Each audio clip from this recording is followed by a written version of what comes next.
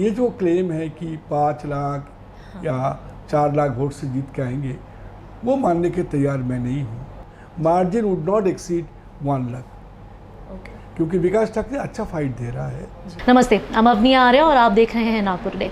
मैं इस वक्त आई हूँ पत्रकार क्लब में। नागपुर के जाने माने जर्नलिस्ट्स जो डेकेड्स से इंडस्ट्री में कंट्रीब्यूट कर रहे हैं, उनका ओपिनियन लेने के लिए, जो अभी लोकसभा इलेक्शन चल रहे हैं उसके लिए, इलेक्शन के वोटिंग के लिए अब बस 10 ही दिन बचे हैं। प्रदीप मेहता सर से हम कुछ क्वेश्चंस करेंगे। आइए जानते हैं कि उनके ओपिनियंस क्या है। सर, जैसे अभी नागपुर टुडे एक सर्वे कर रहा है जिसमें हम पब्लिक से पूछ रहे हैं कि आपके मुताबिक क्या इशू है इस वक्त नागपुर में सबसे बड़ा। तो सबसे ज़्यादा तो अनएम्प्लॉयमेंट ही बोला जा रहा है। तो क्या आपको लगता है कि this is an actual issue in Nagpur? और कई लोगों ने ये भी बोला सर कि चलो ठीक है, एम्प्लॉयमेंट तो है, बट नागपुर में उतना पैसा नहीं मिल रहा है, इसलिए यूथ बाहर जा रहा है। तो उस पर आप कुछ बोलना चाहेंगे सर? नहीं, ये तो डेफिनेटली एम्प्लॉयमेंट का जो इशू है ये पैन इंडिया है, ये नागपुर का इशू नहीं है सिर्फ, ये पूरा देश में है कि 2 हाथ को रोज़गार नहीं मिल रहा है। उसके साथ साथ जो महंगाई है वो भी एक इशू है, डेवलपमेंट वो भी एक इशू है।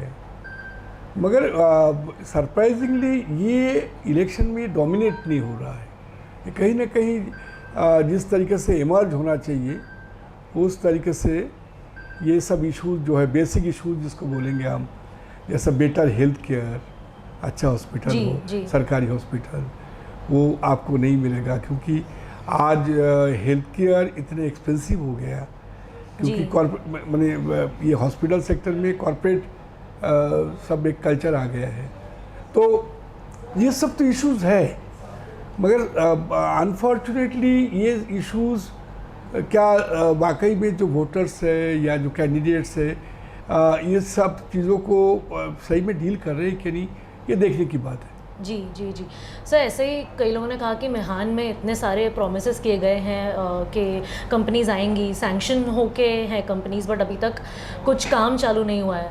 तो सर, आप जैसे इतने डेकेड से आप देख रहे हैं कि एक्चुअल में क्या चल रहा है, तो सर आपको क्या लगता है कि उस पर क्या? मैं ये नहीं मानने का तैयार हूँ कि मेहंस में कुछ हुआ नहीं। आपकी जानकारी के लिए बोल रहा हूँ कि जैसा एविएशन सेक्टर में काफ़ी काम हुआ है, वहाँ 2-3 MRO है, बोइंग का, एयरबस का। तो उसके साथ साथ आपको जो IT सेक्टर में बहुत काम हुआ है, वहाँ परसिस्टेंस का बहुत बड़ा सेटअप है, वहाँ टाटा कंसल्टेंसी का काफ़ी बड़ा सेटअप है। सिर्फ टाटा में अबाउट 88,000 लोग नौकरी करते हैं। तो मुझे लगता है कि इंटर मेहन में आज के डेट में 60 से लेकर 70,000 लोग काम करते हैं। तो ये हुआ नहीं, ऐसा नहीं है, मगर जिस तरीके से होना चाहिए था उस तरीके से हुआ नहीं। लोगों का अपेक्षा और इससे ज़्यादा था। जैसा पतंजलि का जो यूनिट है वो अभी भी टेकअप नहीं किया। तो ये सब इशू है, मगर काफ़ी उसके साथ साथ काफ़ी काम हुआ है, मगर ये इनफ नहीं है कोई भी बड़े शहर के लिए। सर, आपके मुताबिक क्या सबसे बड़ा इशू है नागपुर में? नागपुर की बात की जाए, नहीं, देखिए, मैं दोबारा बता रहा हूँ कि जो बेसिक इशूज़ को कोई डील नहीं कर रहे हैं। पूरा जो इंटर इलेक्शन कैंपेन ऐसा हो रहा है कि अगर बीजेपी बोल रहा है कि डेवलपमेंट की बात, हमने ये किया, रोड अच्छा बनाया, इंफ्रास्ट्रक्चर दिया, मेट्रो लाया, हमने IIM लाया, IIT लाया, एम्स लाया, या लॉ यूनिवर्सिटी लाया, तो ये दुनिया भर के डेवलपमेंट की एजेंडा ये जनता के सामने खड़ा कर रहे हैं। कांग्रेस ये जो बेसिक इश्यूज़ है, जैसा अनएम्प्लॉयमेंट है, महंगाई है, आपके हेल्थ केयर इश्यूज़ है, ये सब चीज़ को लेके जैसा काउंटर करना चाहिए वो नहीं करते हुए, वो जैसा संविधान धोखे में है, मोदी डिक्टेटर है, तो ये पूरा जो ओवरऑल जो लड़ाई जो है ये ऐसा हो गया है कि डेवलपमेंट और बाकी बेसिक इश्यूज़ नहीं रह के राहुल गांधी वर्सेस मोदी इस तरीके का हुआ है। जी सर, हाँ। तो आपको प्रीफर क्या करना है, या राहुल को कर, गांधी को करे, या मोदी को करे, या विकास ठाकरे वर्सेस नितिन गडकरी नहीं है। राइट। तो सर, नागपुर में अभी वही चल रहा है। मैं आपको यही सवाल पूछने वाली थी कि जैसे नागपुर में अभी नितिन गडकरी वर्सेस विकास ठाकरे बहुत हो गया, तो सर आपको क्या लगता है कि इस बार कौन विक्टोरियस आएगा नागपुर में? नहीं, मुझे लगता है कि गडकरी का जो ओवरऑल इमेज है, लार्जर देन इमेज है उसका, तो डेफिनेटली उसको डिविडेंड तो मिलेगा। उन्होंने काम तो किया है, ऐसा नहीं है कि यहाँ का रोड अच्छा हुआ है।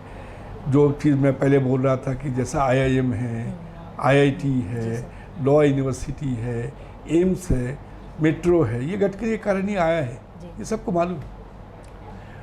मगर मुझे लगता है कि ये जो क्लेम है कि 5 लाख या 4 लाख वोट से जीत के आएंगे, वो मानने के तैयार मैं नहीं हूँ। मुझे लगता है कि जो मार्जिन जो भी है वो 50,000 और 1 लाख के बीच रहेगा, उसके ऊपर नहीं आएगा। Margin would not exceed 1 lakh, क्योंकि विकास ठाकरे अच्छा फाइट दे रहा है। उसका 2-3 कारण है कि विकास ठाकरे ऐसा कांग्रेस का लीडर है जो पहले नागपुर का मेयर थे, इसके कारण मोहल्ले तक उनका जानकारी है, और उसके साथ साथ वो कांग्रेस का सिटी का प्रेसिडेंट भी है, तो पूरा शहर को ठीक से जानता है वो। तो ये भी एक ये भी कारण है कि ये पूरा एंटायर जो फाइट है ये एक गडकरी के लिए सेफ पैसेज नहीं है। It is a tough one. Right. तो सर, आप यूथ के लिए कोई अगर मैसेज देना चाहे अभी चुनाव के पहले? मुझे लगता है कि सबको वोट देने के लिए आना चाहिए बूथ में, क्योंकि अल्टीमेटली आप जिसको चाहते हैं, जो आपको रिप्रेजेंट करे, जो आपके लिए एक अच्छा स्वभाव लेके आए, वो तो पीपल्स रिप्रेजेंटेटिव होगा। तो वो अगर सही में आपको लाना है तो सबको सामने आना चाहिए, सबको वोट करना चाहिए, और पर्टिकुलरली जो यूथ से जो साइजेबल सेक्शन है वोटर्स में, वो सामने आए और 19 तारीख का जो वोटिंग का डे है उस पर मैक्सिमम अपना पावर है, अपना वोटिंग पावर है, उसको एक्सरसाइज करें। जी।